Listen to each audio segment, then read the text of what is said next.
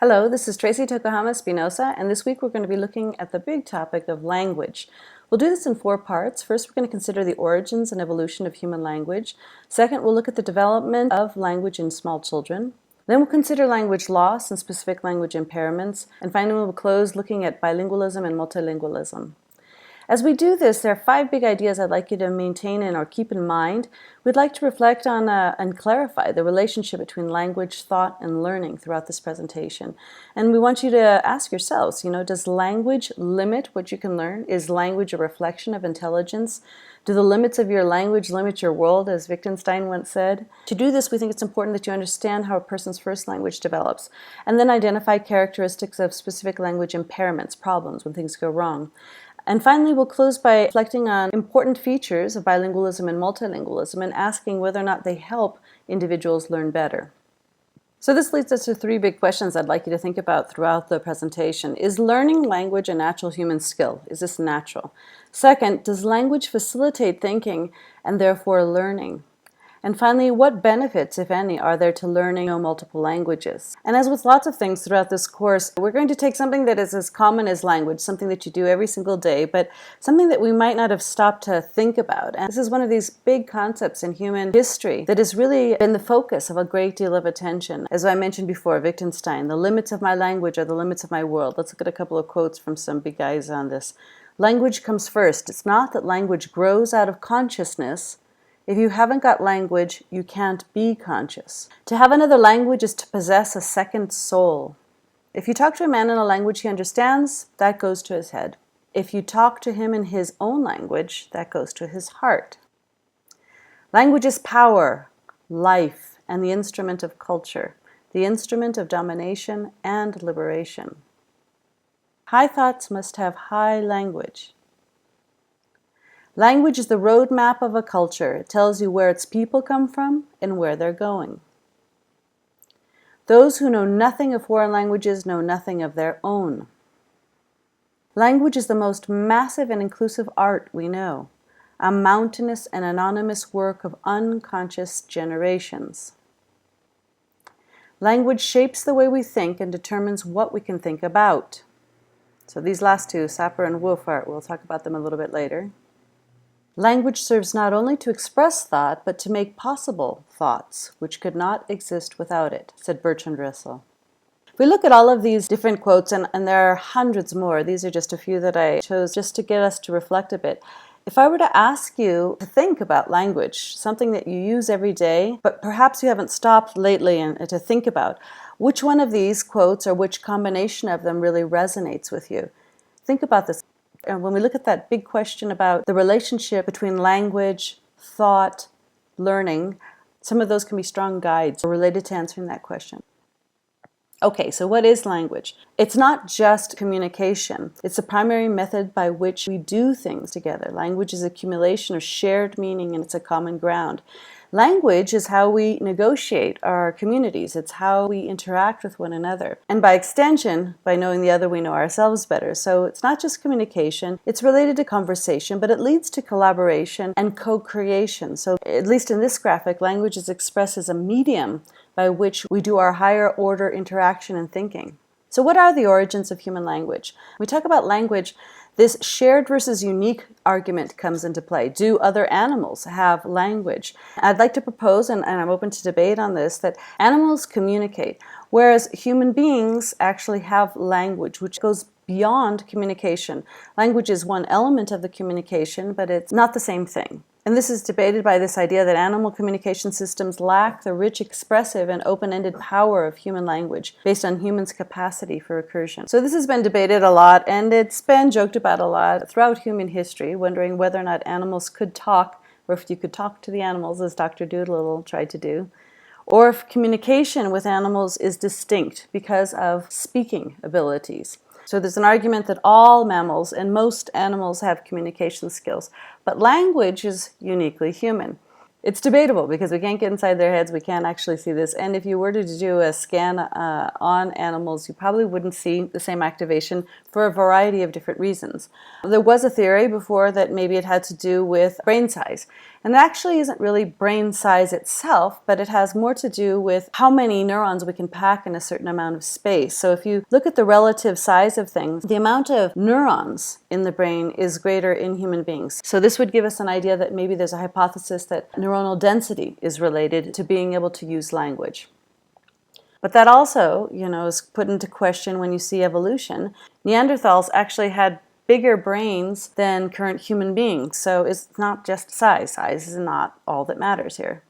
And there's others who have the theory that by being able to stand up and walk upright and freeing the use of hands made the big leap, the big distinction between other apes and human beings. So that's another theory that exists. So you might consider that there might be different pathways being used in the brain related to consideration of vocal sounds or language sounds. And actually this is not really true. Monkey brains and human brains are pretty much following similar tracks. And monkey brains are actually even doing more for retrieval and also considering what do I do with the information now that I have about this sound. So that might not be the closest theory. And if you look at other animals, songbirds, chickens, mice, they follow similar tracks for processing sound. So the precise pathways in the brain might not be that different.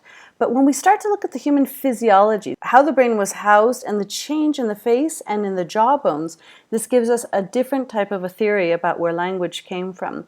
And more specifically, the larynx. The way that sound enters the mouth and the difference or the space between the nasal cavity and the throat and how this bounces off of vocal cords permits a greater array of sounds by a human as compared with monkeys. And this is why when you have this oral cavity and the nasal cavity, the difference between here and then how this hits the larynx and then vocal cords below, the amount of sounds that a human can produce becomes far, far wider, permitting the idea that we could have new words. So this is why humans, here's Jane Goodall here, humans can imitate monkeys, but monkeys can't imitate humans. That is, that Jane could communicate very well with the monkeys using all of the sounds that they could produce, but they can't produce all of the sounds that she could, which is why they were limited in their language. Okay, so let's turn to this first question. What is then the relationship between language, thought, and learning from this evolutionary perspective? We have the sensation that humans are probably the most intelligent creatures on Earth. Some people debate this with information about dolphins and that we just don't understand their sophisticated language. It's possible. But in general, in terms of our closest relatives in terms of evolution, we can see that you can teach a chimp other languages, and that's fascinating. There was lots of research done in the 70s, 80s, 90s, looking at if we could teach a more sophisticated language to apes using symbols, pictures, and also sign language. And we were able to get pretty far with that. It's pretty fascinating. But the basic mental age of those apes, of those chimps, and of those bonobos was more or less around 3 or 4 years old. So these bonobos, for example, were able to express emotion, empathy, sadness, things that a 3 or 4-year-old might be able to do, but they weren't able to express sophisticated thought. So based on that, just a quick reflection on what is the relationship then? Is there a relationship based on language, thought, the ability to learn, and again, and perhaps this other idea of intelligence? Is language directly related to intelligence? And yet another theory is related to chromosomes, which is really interesting. There's this sort of break-off point where humans ended up being very different. Bonobos are a little bit closer to human beings than the other branches of the ape community. About 98% of our genetic makeup is shared with bonobos, for example. It's fascinating to note that humans actually have one less pair of chromosomes than those apes. So humans only have 46 chromosomes, or 23 pairs, whereas bonobos, chimpanzees, gorillas, orangutans have 24 pairs of chromosomes. So you would think, well, how strange that having less might permit us to do more with our brains. What has been developed and what has been identified on these genetic chromosomes is a gene called FOXP2, which by its absence has been an indicator of language. That is, people without this particular gene have language impairment. So a lot of research came out on this in the early 2000s, and perhaps this missing gene is what does not permit other apes to speak. Okay, so let's move on to this greater idea of the languages in the world. How many are there? There's 2,500 if you count pure languages, and up to around 6,000, 7,000 if you consider pidgins, creoles, and dialects. This is fascinating if you think of the number of countries in the world. There's about 200 countries registered in the United Nations. So if there's more than 2,500 languages in 200 countries, this means that the majority of the world speaks more than one language. And researchers have taken the time to divide these different languages into families. So you have Celtic families of language, Germanic family of languages, Indo-Iranian families of languages, and these have been grouped in two different ways. Interesting. One is historical and the other is linguistic. So languages that sort of grew up together, for example, Latin-based languages, French, Italian, Spanish, those kind of grew up together, and therefore they have a very strong verb base that's very, very similar. And some of them are mutually intelligible. If somebody speaks Italian who knows Spanish, they can often understand each other. Same thing, Portuguese and French, quite similar. So these are historic relationships between languages. But there's also a way to unite languages based on their linguistic relationships, and we'll look at that in just a second. The key here is that related languages are easier to learn. If you know Spanish, it's relatively more easy to go to French, for example, than it would be to go to Korean, which is not historically related as a language. So when we talk about linguistic relationships, all languages have verbs, subjects, and objects. And if you have verbs, subjects, objects, then you should have, if you have three things, you could have basically 6 combinations or 6 ordered combinations of those languages. It's really interesting to note that a great majority, more than 80% of the languages of the world are in one of these 3 types. They don't go into the other types, which is kind of strange. It's a really great question to look at historically why this has evolved. But most languages fall either into verb, subject, object, for example, Arabic, Hawaiian, Swedish, Tagalog, or subject, verb, object. Those of you who speak English will find this one familiar, right? So this would be similar to German, at least German in the present tense, Spanish, Russian. These are all subject, verb, object languages. And then there's subject, object, verb languages, which are Armenian, Korean. It's German in the past tense, Japanese, Turkish, Quechua. These languages have a similar structure. So this is to say that if you are learning a foreign language that has a similar linguistic typology to the one that you already know, it tends to be easier. So where are the languages in the world? In North America, it's predominantly English. There's a strong amount of Spanish, French, Chinese, and other. In Latin America, a bit more than half of Latin America is dominated by Spanish. About a third is Portuguese. And then there are Creoles and English and other languages. Europe, the most spoken language in Europe because of the size of the country is Russian, then German, Turkish, English, Italian, French, Polish, Spanish, and Ukrainian. In Africa, a large majority, mainly because of the North African hub, is Arabic.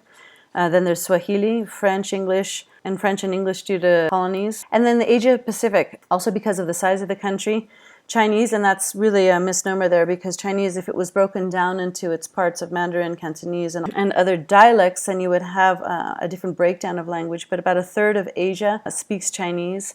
Then there's Hindi, Bengali, Indonesian, Japanese, and Punjabi.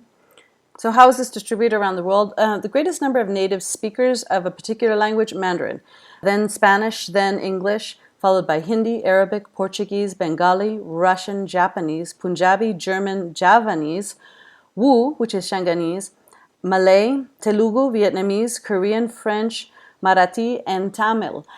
Before, only about 10 years ago, English was considered to be the second language after Mandarin, but there have been more births in Spanish-speaking parts of the world than there have been in native English-speaking parts of the world. Having said that, English is by far the most spoken language in the world. More people speak English as a second language than any other language in the world. And in fact, a kind of frightening fun fact here is that there are more people learning English in China right now than there are in the United States, England, and Australia combined. So that is a display of the idea that English is the current lingua franca. Before English, it was French. Before French, it was Latin. So the lingua franca used basically for diplomacy and for trade around the world goes through cycles. And so we are currently in an English cycle. It's projected to last at least 40, 50 more years before any foreseeable change would happen on the planet. We'll see how that goes in our lifetimes. So as we mentioned before, all of these languages can be broken down into different family types and subfamily types. So in Europe, for example, in the Indo-European languages, there's a group of Latin languages, so French, Spanish, Portuguese, Italian, Romanian, or Germanic languages, German, English, Dutch, Danish, Swedish. Each of these languages have language roots which historically are related to one another, theoretically making it easier if you know one of these languages to learn the other. In Africa, the two most similar languages are Semite languages, Arabic and Hebrew. In Asia, just due to the topography, there's a greater isolation of certain languages. There are languages, for example, Sino-Tibetan languages, which are the different variations of Chinese, Mandarin, Cantonese, Tibetan, Burmese. But Thai is all by itself. Japanese is all by itself. So many of these languages are isolated because they're islands or because of topographic differences in the geography. And in the Americas and Central America, South America, the Caribbean, there are many native languages. Very interesting that the spread of languages was actually not by the Native American Indians themselves, but in some parts, for example, Quechua was adopted by the Spanish missionaries as the language that they would use to preach to the native Indians. Instead of learning 12, 13, 15 different languages of the different indigenous groups, they actually just chose Quechua, which actually spread Quechua, which was the language of the Incas, which spread that much further than it probably would have gone on its own. Okay, so now let's transition to another one of these big ideas that we had with this particular week's reflection on language. The Sapir-Whorf Hypothesis, this was back in the 20s. Lots of criticisms of this, but I want to throw it out there because the debate is really, really ripe for this particular class. This was a theory developed by Edward Sapir and Benjamin Lee Whorf that states that the structure of a language determines or greatly influences the modes of thought and behavior characteristic of the culture in which it's spoken.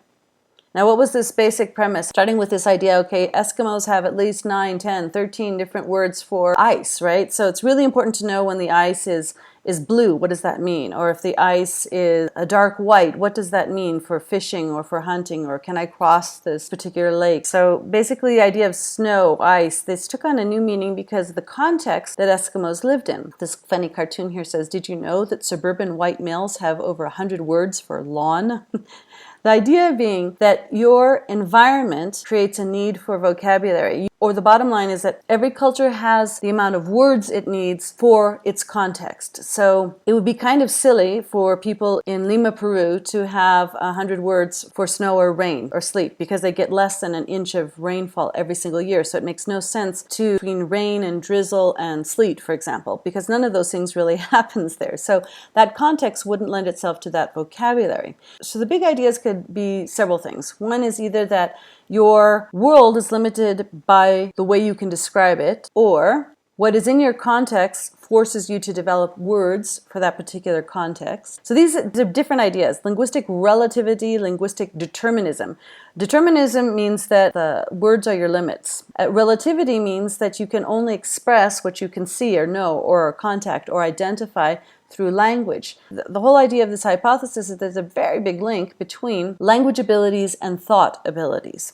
So what did Whorf say back in the 20s? We dissect nature along lines laid down by our native language. Language is not simply a reporting device for experience, but a defining framework for it. So the extent to which we can actually experience our world is very much limited by the manner we can describe our world, which is based on language. What do you guys think of that? So if I push you on this, do your words limit your thinking? And a second question, is your intelligence limited by your vocabulary? Two big ideas. In the Western world, a big part of measuring intelligence has to do with vocabulary. Does having more vocabulary necessarily mean you're able to give deeper descriptions of your world or understand your context better? Does knowing more words make you more intelligent? And I'll just call your attention to an article we have talked about in class before, but this early catastrophe, right? The 30 million word gap by age 3 that Hart and Risley identified, and that children coming from lower socioeconomic backgrounds would enter preschool programs having been exposed to far fewer words at the age of 3, which had grave consequences throughout the rest of schooling because they would start off behind and they would stay behind because of this word gap. Now, when we think about it in the context that we're discussing right now about general language, what does this mean for overall language skills? And how does language then affect your ability to learn? So far, we've only discussed spoken language, and I think it's very important to integrate into this discussion written words or written context or how we write.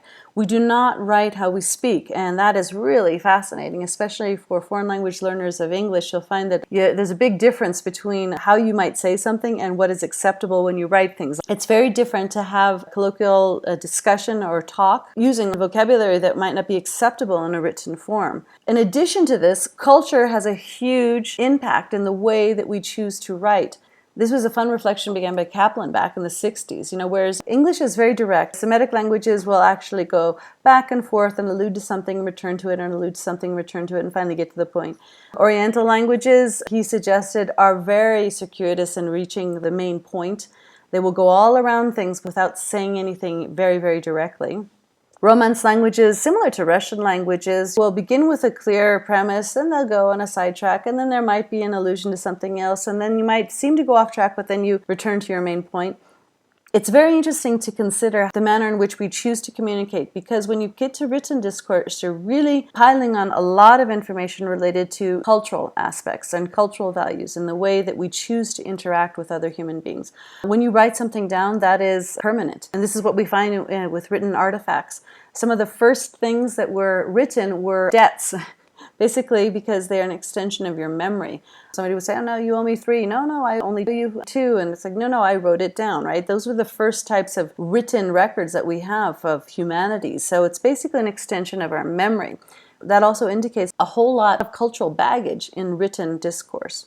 So to summarize this whole idea of the Sapir-Whorf hypothesis, Whorf thought that there's linguistic determinism. That means that language determines the non-linguistic cognitive processes and behaviors of an individual. And secondly, that there's linguistic relativity. So that means that cognitive processes are different for different languages. This is the idea of vocabulary is important in different cultures, right?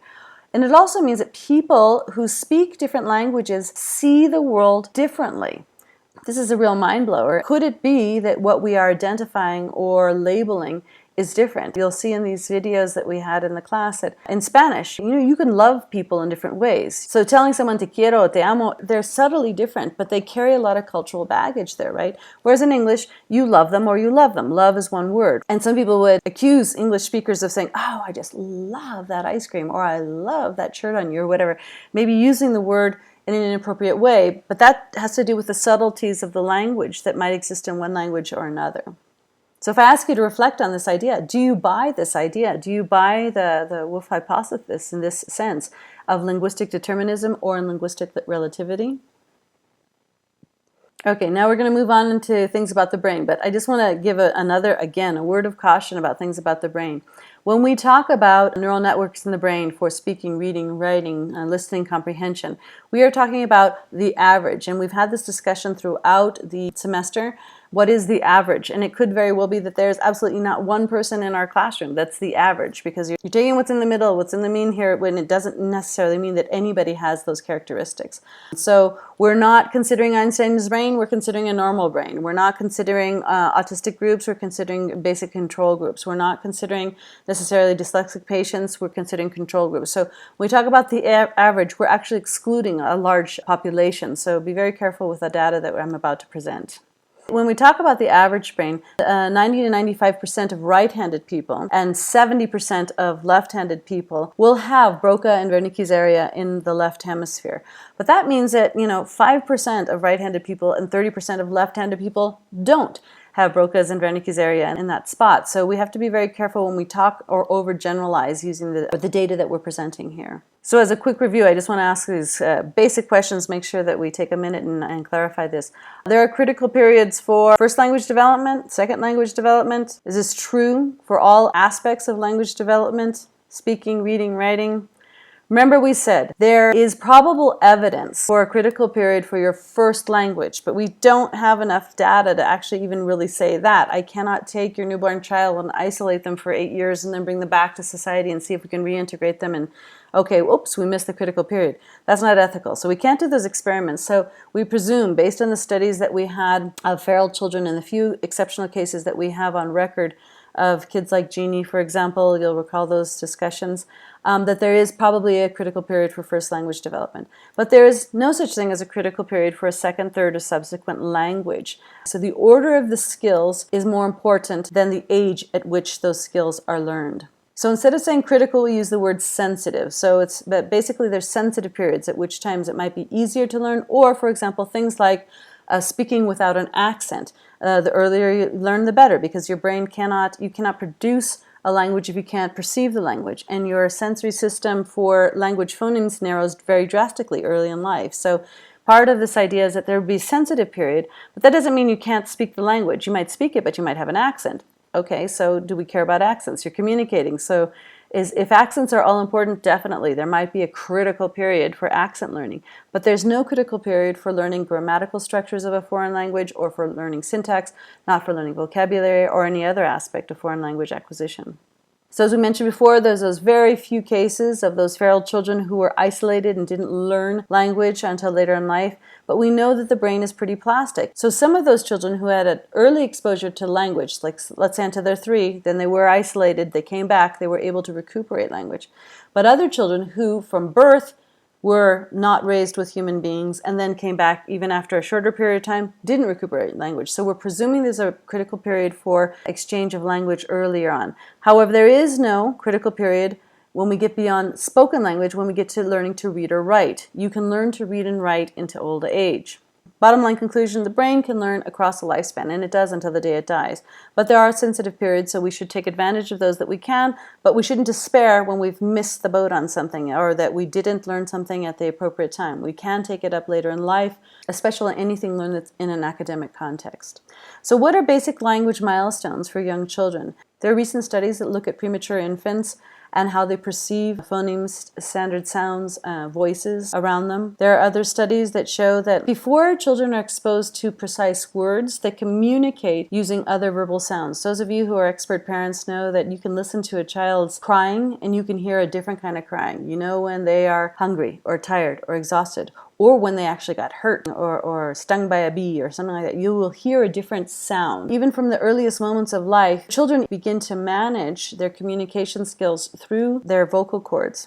They did a study between French and Russian infants, and they found that children will suckle more readily to their native language, and when they hear the foreign language, they'll stop nursing because their attention is drawn to something that's different. So we know that children at that very young age are beginning to refine and identify phonemes in their native language versus foreign languages.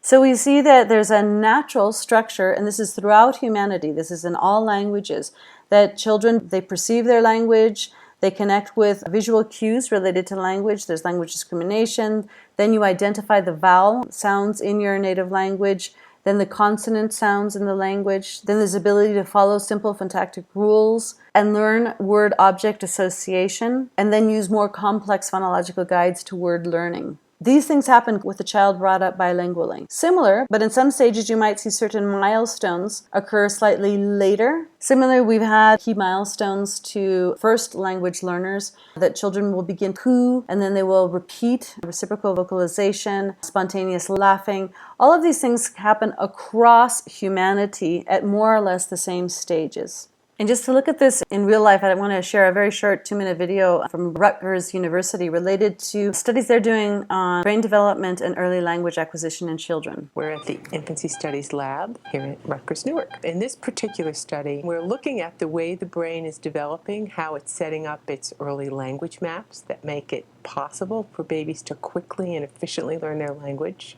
In this particular room, we trained them, had them come in once a week for 6 weeks, spent 8 to 10 minutes playing this game that we've made for them to play. We play a sound, and it changes a little bit, and immediately we put on a little snippet of a video reward. We're capturing the baby's eye movements using an infrared eye tracker, and we can tell when they're beginning to anticipate a particular sound that changes. When you come into the ERP session or the EEG session in this room, we measure the baby's head and then place the net, it's like a cap that fits over the baby's head. And that allows us to record the response or the brain rhythms that we see from the auditory stimulus. And it turns out that babies who actively play this game, as compared to babies who just listen to the sounds or to babies who have never heard the sounds before, those babies' brains are forming much better acoustic maps that are important for language. As a parent of a child who's involved, we can find out if there is something that we need to start doing to help our child to be more on track for their age group. If a child has a sibling or a parent who has specific language impairment or dyslexia or late delayed language learners, this may actually remediate that. And so that's why everybody's very excited about this research. So this is a great indicator of how early intervention actually remediate different difficulties in children. This is why stimulation, helping children see cause and effect, consequence, react to things through habituated interaction with a child, helps prime the brain for different things like language development. There are key milestones that we find in language. I compiled a list based on several different charts that I had within England and within the United States. So this is basically only focused on literature from English-speaking populations. There's a general idea that kids should be able to recognize a certain number of words by a certain level of education. What's really fascinating to see is this huge leap in learning that will occur between the primary school years and when a kid would graduate from high school. So a child might just be able to use 4,000 words as they enter primary school, but by the time they leave high school, they might have 40,000 or 45,000 different words. And for those students who would then go on to university, really interesting, they extend that by another 20-25%. So your vocabulary really jumps throughout university. And who knows what would happen if you continue to study, if our traditional structures didn't have you stop studying once you did college or a master's or a Ph.D. If you could just go on studying, how would that change the level of vocabulary that you might be able to manage? And again, do we care? We would care if we thought that words were a reflection of intelligence, or that words would expand the way that people can view their worlds. Now we're going to look at part of another video which is really phenomenal because it makes you think about language in a way that probably you haven't thought of on a daily basis, but just how phenomenal it is. The ability to use language is one of the things that makes us human. Language is the backbone of human society. It allows us to share the joy and pain of everyday life and to share knowledge and culture across generations. While other species cannot learn human language even with years of intensive training, all humans, with the proper input, are able to acquire and use language with little effort. Children pick up language at an amazing rate. By the time they are 2 years old, most children already know many words, and some know as many as 500. By the time they are 4 years old, most children are able to understand and use language in much the same way adults do. Of course, a child isn't just born with a language ready to go. As with the other brain systems we've talked about, a child's early experience builds the areas of the brain that support good language skills. For most people, the brain areas most involved in language processing are the frontal and temporal areas of the left hemisphere.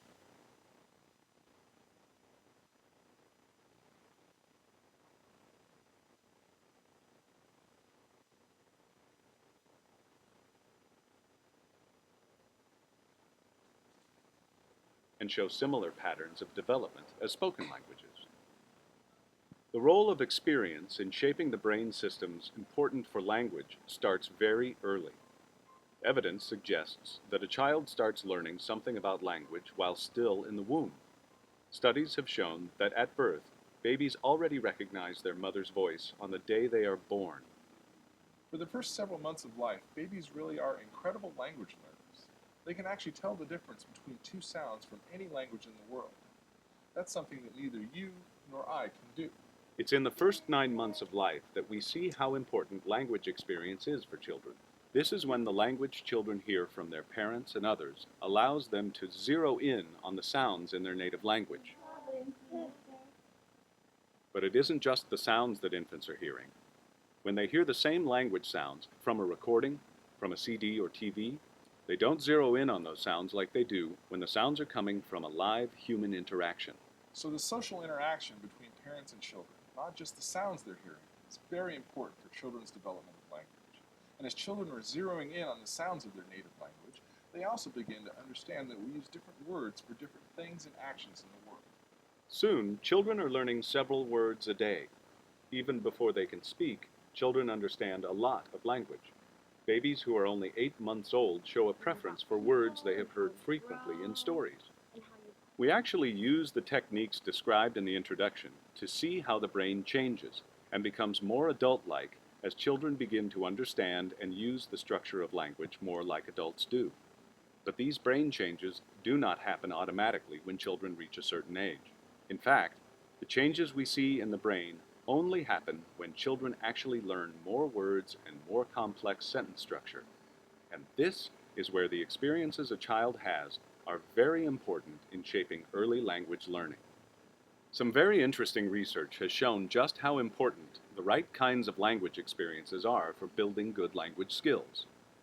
Researchers have found that children whose parents talk to them more often and with more adult-like words and longer sentences have larger vocabularies and are better able to use and understand more advanced language structure. Look at his face. Look at how round his face is. See? It's perfectly round. But it isn't just the way parents talk to their children that is important. Research conducted in the Brain Development Lab at the University of Oregon looked at the language skills of children whose parents were in a special program. This program taught them to encourage their children to talk a lot and to make a special effort to listen to their children and take turns when they had a conversation. These children, compared to children whose parents did not get this training, had improved language skills after just 8 weeks. And it isn't just parents. The language experience children have with other adults is important too. Another study looked at children in classrooms with preschool teachers who used longer and more complicated sentences in their speech than other teachers did, and found that these children were better able to use and understand longer and more complicated sentences after just 9 months. Reading and sharing books is another very important type of language experience which helps build good brain structures for language.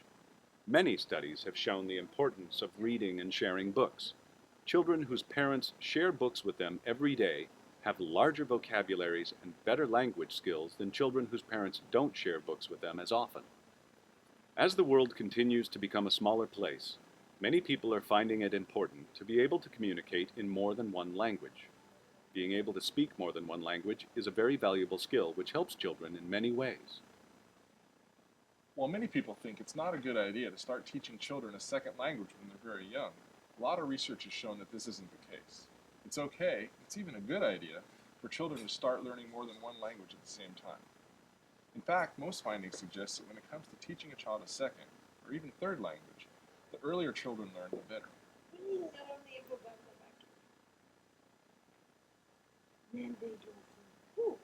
Children won't become confused with more than one language, and in fact, they will speak a second language better and with less of an accent than children who start learning a second language at a later age.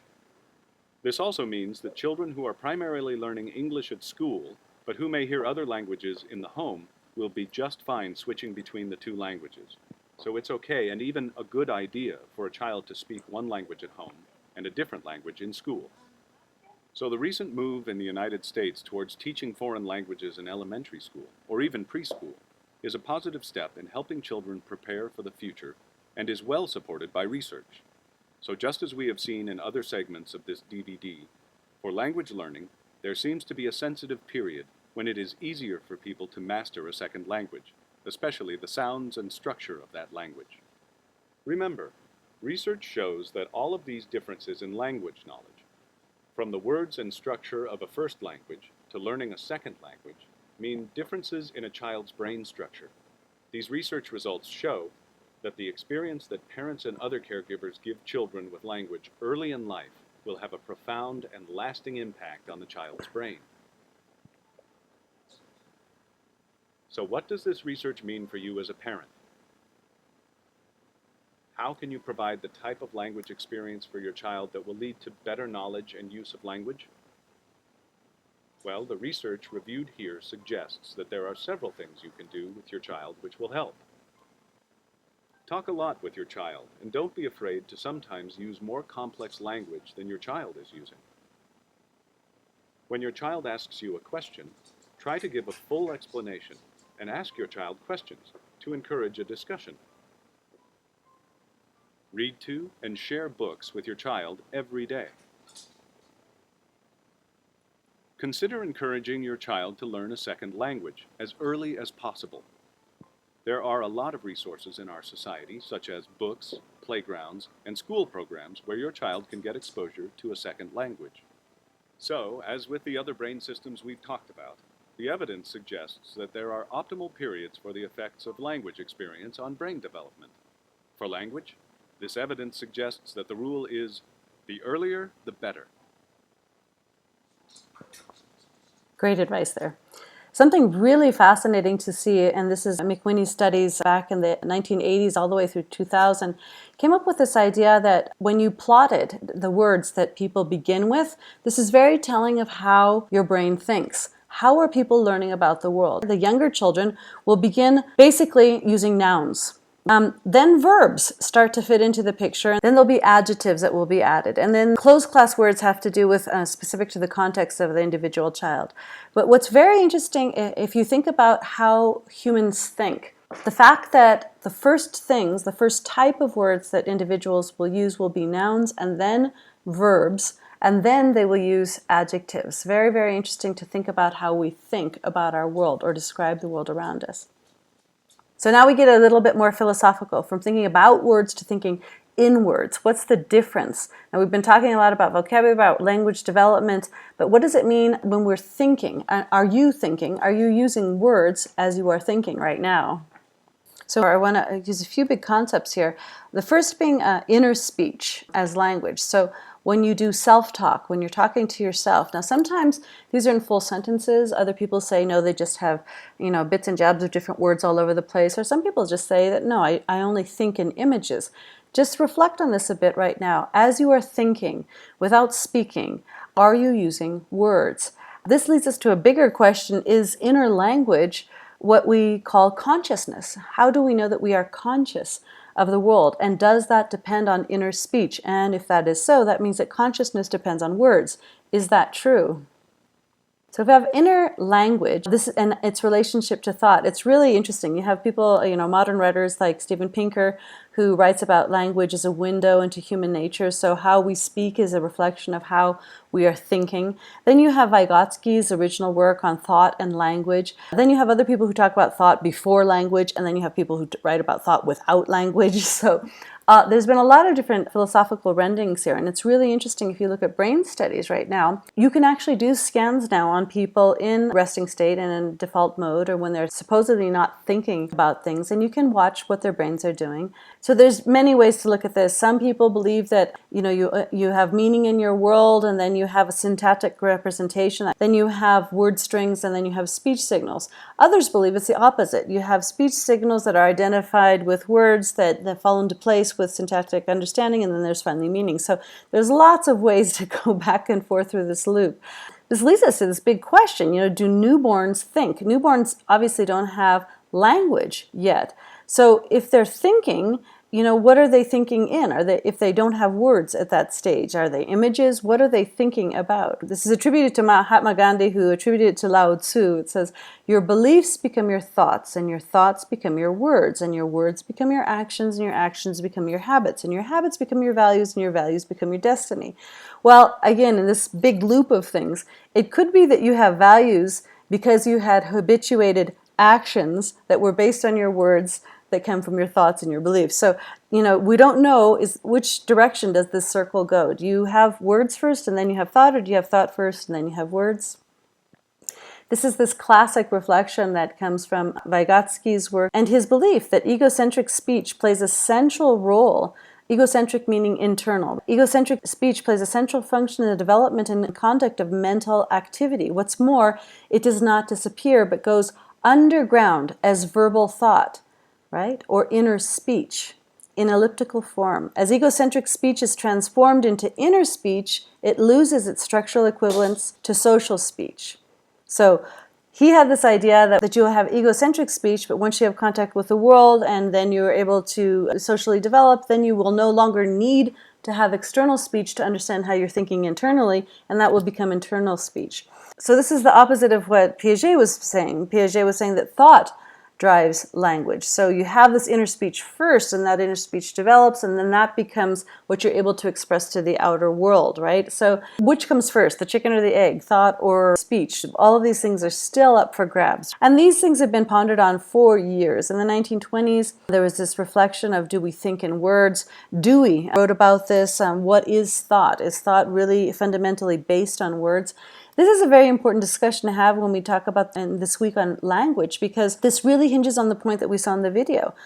Is complex thinking based on the amount of words you're able to express? This begs the question then, what about other things like visual thinking? This idea of 1 + 1 is 2, somebody who can think of that concept in another form, is that even more important?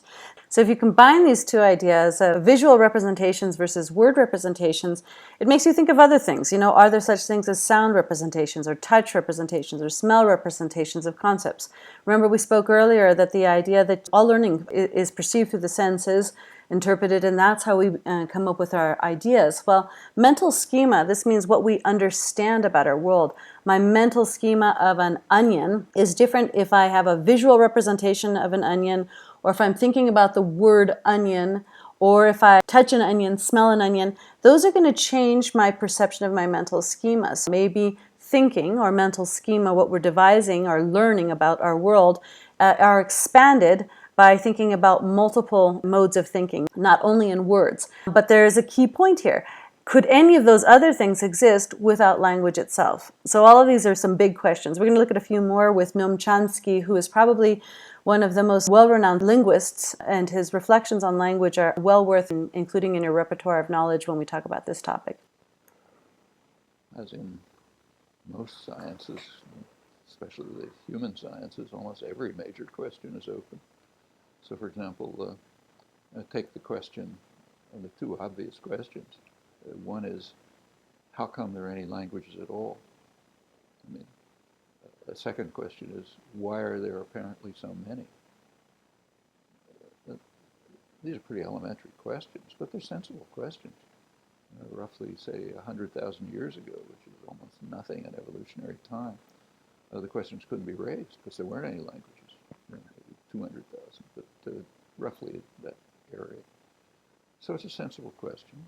One is the question, how did languages suddenly emerge in the evolutionary record? And it's pretty sudden by an evolutionary framework, amount of time involved. And then how come they proliferated? How come there isn't just one? Well, there's steps towards answering that. Well, there's progress, I think. My own view, I should say, is pretty idiosyncratic. It's not widely held. But I think we understand enough about the fundamental computational basis of language to see that to develop a kind of a plausible scenario for how there might have been a reasonably sudden emergence of fundamental nature of language, and also of why the apparent diversity is pretty superficial. So that if, say, a Martian was looking at humans the way we look at, say, frogs, the Martian might conclude that there's fundamentally one language with minor deviations. And I think we're moving towards an understanding of how that might be the case, and it is pretty clear that it has to be the case that time of development is much too shallow for fundamental changes to have taken place. And we know of no fundamental changes. So a child from a hunter-gatherer tribe and Stone Age tribe in, say, the Amazon, brought to Cambridge and raised here will go on and become a quantum physicist at MIT. There's no known differences in relevant cognitive capacities. So there's something fundamentally the same about all of us, and it's whatever emerged pretty recently. And we have to work out to show that the enormous apparent variety is a kind of superficial variation, and also to explain how it might have suddenly appeared in the evolutionary record. Something to dovetail onto Chomsky's work is that he is talking about spoken languages. He has identified that, if a Martian were to land on Earth and see that there's some really slight variations. As I mentioned before, all human languages have sub, verb, and object. So it's pretty much the same thing with slight variations. What he is not talking about here, and which is something that I hope that you will keep in mind, especially when we talk about cultural neuroscience, is that written forms of language are very, very different from spoken forms of language. An example I always like to give is the number 21. In Japanese, if you write it and if you say it, it's niju ichi, that means 2, 10, 1. Whereas when we write our numbers, there's no reason that a 2 should be a 2 and not a 3 or a 4. In older renditions of the Arabic numbers, 1, 2, 3, 4, you actually could count the angles present in those numbers, but now you don't even see that with the modern rendition of the numbers. So there's no natural connection to that symbol system, whereas in Japanese there is. So this does change the way you perceive and understand your world. Language and literacy do change the way you think. Connected to writing and reading in the brain, I just wanted to bring up a neuronal recycling hypothesis of Stanislas Dehaene, which was very important. It had to do with the cultural recycling of cortical maps. This means that areas of the brain that once were used for scanning the savannah in order to identify the lions that are about to pounce on you are no longer needed. Therefore, they can be recycled for use into something more modern, such as reading. Reading is a really rather recent cultural artifact. Being able to read and write is actually some of the most difficult and complex things that your human brain can do, which leads some people to hypothesize that part of the reason that there are so many difficulties related to symbol systems, dyscalculia, dyslexia, have to do with this relatively young networking in the brain related to reading networks. So what are these neural pathways for reading? Back in the in 1980s and then through the 2000s, there was this idea that we could identify or networks that were related to different types of things, like viewing words or listening to words or actually speaking or generating, thinking of the right word choice. Those show different neural pathways in the brain. Well, if you go more specifically into this area, as Stanislas Dehaene did in his book, The Reading Brain, which is absolutely fabulous if you have a chance to look at it, you are able to pull apart distinct networks that were related to things, not only to visually see the letter, interpret how that letter goes to a specific symbol, how that specific symbol relates to a specific sound, how that sound can be combined with other sounds in order to create different words, and you get this complex understanding of the different hubs related to reading. I tried to summarize Stanislas Dehaene's work as well as other people's work to identify the distinct neural networks in the brain, and I found 12 key pathways. There are attention networks. If you're not able to pay attention, you aren't able to read. There are networks related to vision and seeing. If you are impaired in being able to see, you won't be able to read or write. Your ability to understand symbol systems is another neural pathway that must be well constructed in order to read and write. The idea of a phonological loop, or this memory system where you're able to manage and keep things in a visual sketch pad in your brain, or this logical loop that you're able to retain the information in your head long enough to be able to unify different sub-elements of reading and writing so that you're able to achieve that task with success. Understanding how phonemes move and change into different words, so combining b, a, g to be bag, combining different phoneme sounds into complete words, and then understanding what that word really means. What does bag mean? So finding that in your brains and being able to have semantic recall is also important to understanding semantic understanding. Recalling the significance of a word, it's a different neural pathway from semantic understanding, which expands to understand how you relate that particular word bag to several other different words, how those things connect in your mind, which might be related to a stream of consciousness or thought. How do you connect one thing to another, to another, to another? Your brain is looking for all of those different meanings at the same time. Your brain might be looking for one specific meaning, but it will fall upon all the other meanings that are related to that particular word when it goes searching for it in your brain. And syntactic understanding is also this word order. How do you put things in the right order? Time flies like an arrow is really important to understand how the noun, verb, preposition fall together, but it's also, when you're connected with a semantic understanding, the minute you say time flies like an arrow, and then I say, and fruit flies like bananas, this connects this word flies in different ways in your brain. So semantic understanding is mixed with syntactic understanding to come up with meaning. So we have semantic clues, syntactic clues, and graphophonic clues, and these things together will help us have meaning for the words. But those words, they have to be expressed in different ways. And through speech, we do this through speech, but not, and on a written page, this requires a lot of interpretation. If you were to say the words, I'm pregnant, in a tragic tone, or in a surprised tone, or in a happy tone, this intonation is managed through a distinct neural pathway from the semantic or syntactic understanding of those words. So that's an additional pathway needed to understand how to read and write. Then you have to be able to take all of these different small pieces of these words to form sentences to create a coherent sentence, right? So not just words, but going to syntactic understanding to understanding coherent sentence structures. And then how those multiple sentences can be pulled together into global ideas, into coherent ideas, multiple ideas into coherent concepts, or multiple sentences into a coherent paragraph, for example. All of these things depend on good working memory. You have to understand what happened at the beginning of one sentence and what happened at the end of the last sentence to understand this global understanding of that whole paragraph. So you have to have a strong working memory system. In addition to those 12 networks, there's other things that are related to socio-emotional factors. How an individual feels about the learning process itself. How do they feel about themselves and their ability to learn? How their learning impacts their social status also has an influence over the success rates of reading. The student's relationship with the teacher, as well as other motivational factors. So there's at least these 60 neural networks related to reading and writing in the brain. The difficulty with understanding the literature is that most of the literature focuses on one single aspect of reading. So some will focus just on phoneme understanding, others will have to do with just semantic understanding, others will have to do with syntactic understanding. Understanding the entire network is something a lot more global and rarely studied. And when it is studied, it tends to be studied in comparison with other things. For example, this is listening comprehension versus reading comprehension. What areas or what networks of the brain, what hubs are actually highlighted during those different types of processes. And we see that there are distinct and sometimes overlapping pathways for listening comprehension, reading comprehension, and then listening and reading at the same time. So listening to somebody else, reading you the story as you are reading. So what's happening in your brain at that moment? And to make matters more complex, when we're talking about reading in the brain, there's differences between activation during silent reading or silent reading of non-words when they put a word up there that doesn't have any real meaning to it. And not only that, reading in distinct formats makes a difference. Reading silently, reading non-words, reading real words, reading on a screen, reading on paper. All of these different things activate slightly different neural pathways. So it's not as easy as saying this is the reading part of your brain or not the reading part of your brain.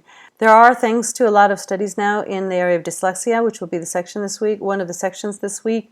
There are, thanks to studies in difficulties with normal reading pathways in the brain, greater understanding of not only dyslexia, but how the normal brain reads. So understanding what blocks typical neural pathways for reading is helpful in both understanding dyslexia as well as understanding regular patterns of reading. So you see the difference between the way a dyslexic might understand general reading comprehension, then accessing word meaning, lexicality, and the frequency. When words are repeated, how does that actually trigger memories for those different types of words? So when you mix those things, you're able to see and pull apart the differences between typically reading brains and brains that might have more complications like dyslexic brains. So as we said before, listening to something or reading something and reading and listening, they do activate distinct neural pathways in the brain. So how does your brain learn to read? It's very complex. And there's other really creative experiments, looking at people trying to write with their right hand, write with their left hand, identify written words. Writing is even more complex than reading, believe it or not. It involves a lot more of the motor cortex, and this is a very important sub-area and the least explored in this field, understanding reading and writing in the brain, or literacy skills in the brain. And the complexity here is that when a person is generating writing, there's all these other things that come into play. For example, when you read, you can identify a misspelled word pretty quickly just by eyeballing it. But when you go to write and you have to choose, okay, so I know it's wrong, but what is the right way to spell it? That's a whole nother ballgame, and that's a lot more complex than just identifying a misspelled word. Being able to spell it correctly is a lot more difficult. And we realize there's different pathways for different types of reasons. For example, the person with the damage here on the left-hand side, this person had difficulty recalling the relation between the letters and the sounds. And this person on the right had difficulty being able to actually spell a specific word. So they could identify the words, but they couldn't spell them correctly. Okay? So we know that there's distinct pathways, again, thanks and tragically so because of damaged brains. As we mentioned before, there are socio-emotional aspects to reading and writing. So emotionally charged words will trigger things in the brain in a different way than non-emotionally charged words. And positive emotions will trigger different areas of the brain than negative emotions when you read negative emotion words. So the complexity of reading is a fascinating area of research. So if we were to ask, what parts of the brain are used for language, this was in Defrey and Willenberg's work in 2006. They basically said, it'd be easier to talk about what parts of the brain are not used in language than to talk about what parts of the brain are used in language, because it's a very complex and uniquely human mental task. And it's the one that involves more simultaneous pathway activation than anything else you can imagine.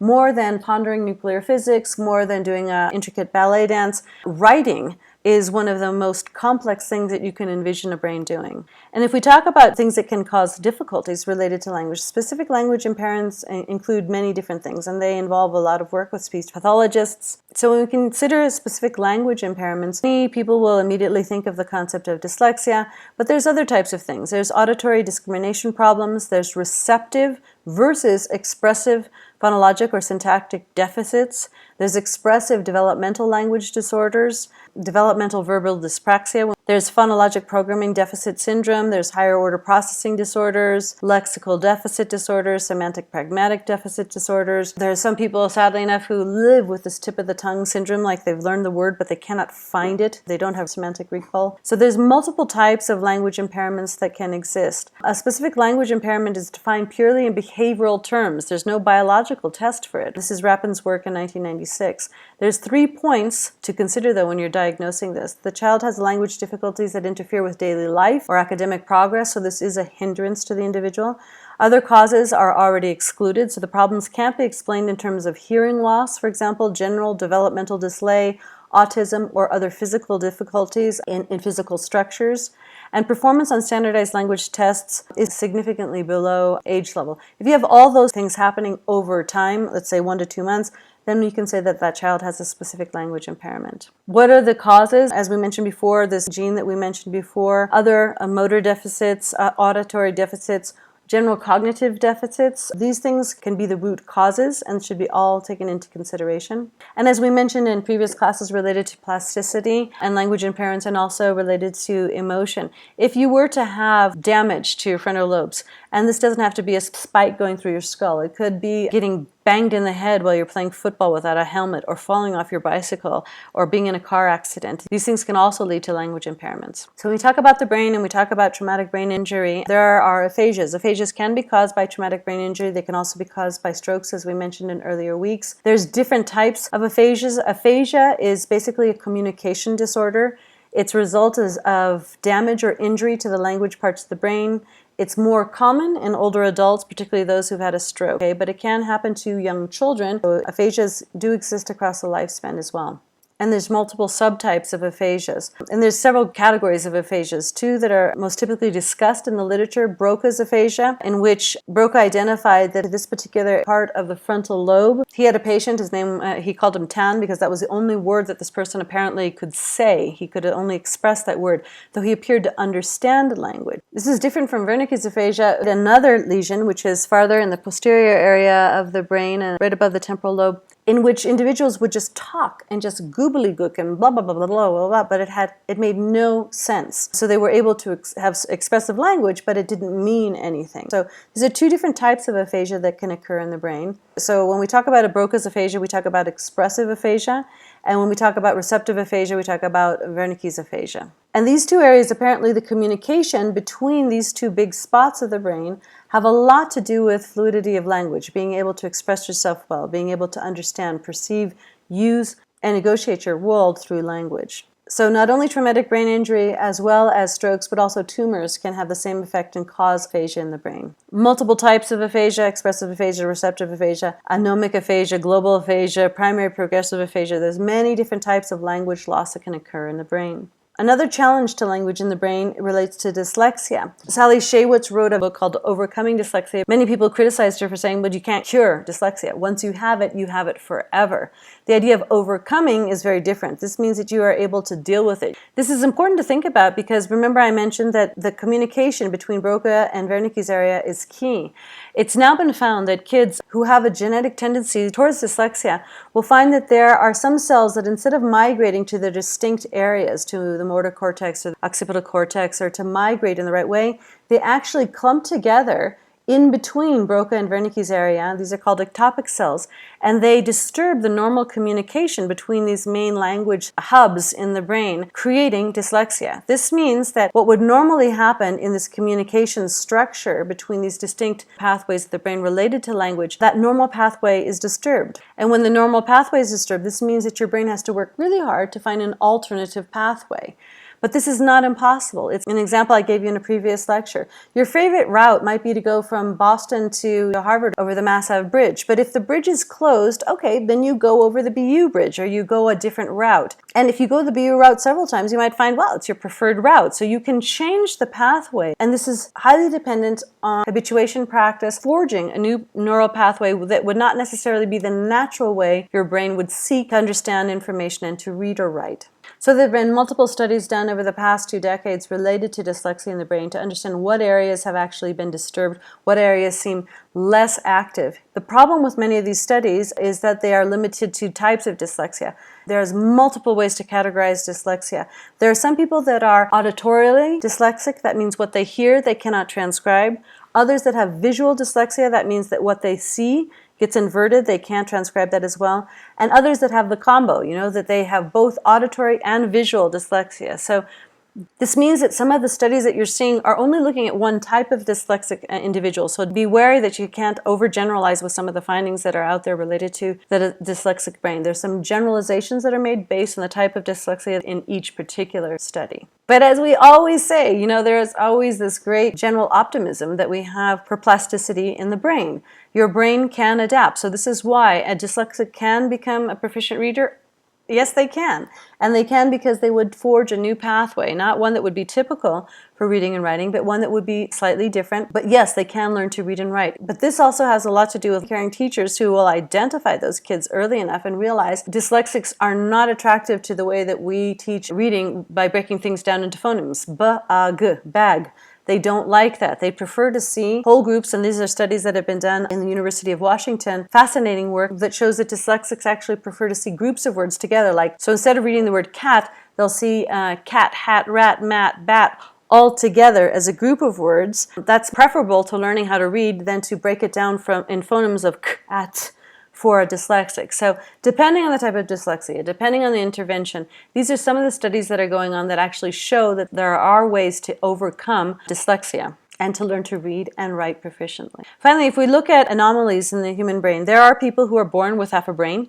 There are other people who've had to have parts of their brain removed due to seizures. For example, the girl on the right, she had to have half of her brain removed to control her seizures, but she ended up being fluent in 2 languages, so flying in the face of the idea that, well, do we need a whole brain to be able to function in our world? So, the big question here is then how much of your brain do you really need to have a perfect language? Because both of these individuals actually manage to have language. And you would think, the person on the left, if you'd think that most people have Broca and Wernicke's area in their left frontal and parietal lobes, you'd think that, wow, well, this is exactly what this person lost. They shouldn't be able to have language, but they did. Similarly, humor interpretation, intonation, a lot of these network hubs for language in that sense are located in the right hemisphere. So if this person doesn't have all of this part of their brain, they shouldn't be able to manage language.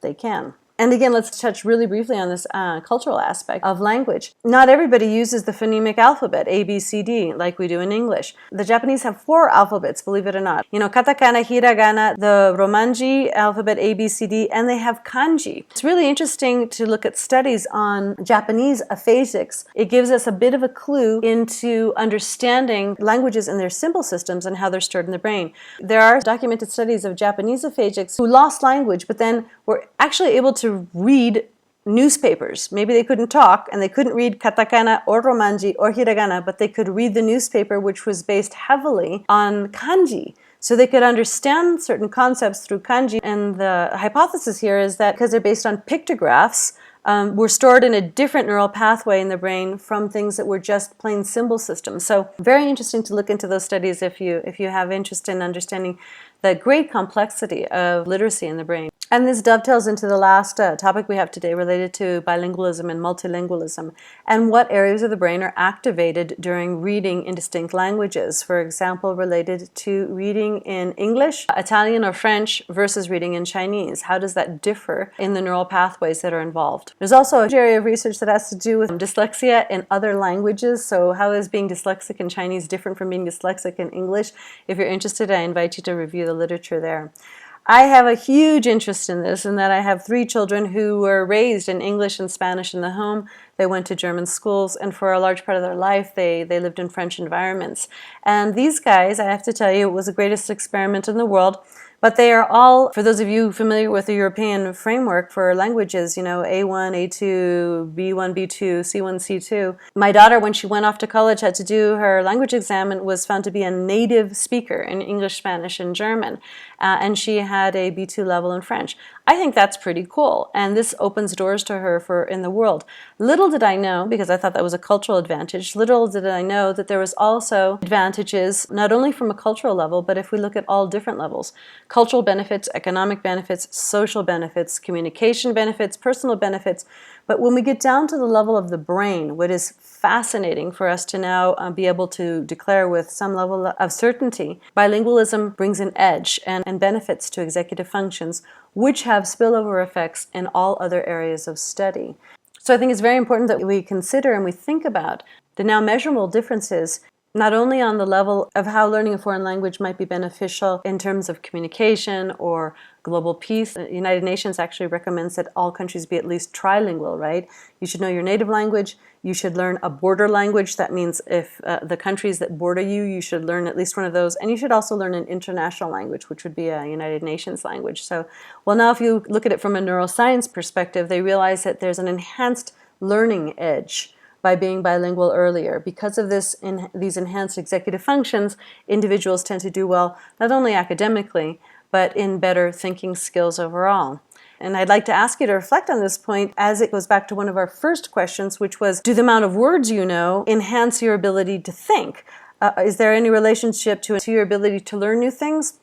It could be. And if you're bilingual and have, that means, you know, maybe twice as much vocabulary than a monolingual would have, does that mean that there's an edge there as well? Think about that. So yes, I am terribly biased when I say this because I have raised multilingual children, but I do think that there is evidence in the literature to show the great benefits that are related to multilingualism and bilingualism, especially in the early years.